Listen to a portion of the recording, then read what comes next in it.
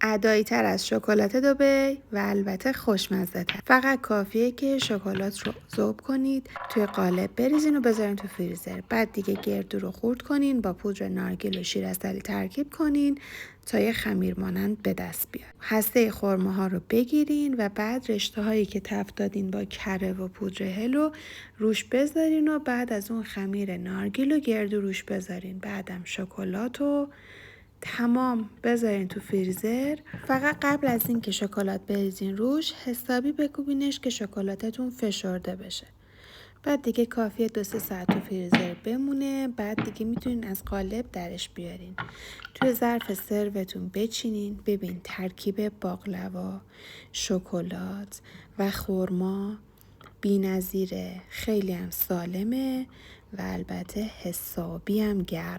حواستون باشه که خیلی نخور. بهت قول میدم اگه یه بار تستش کنی عاشقش میشی. نوش جونتون.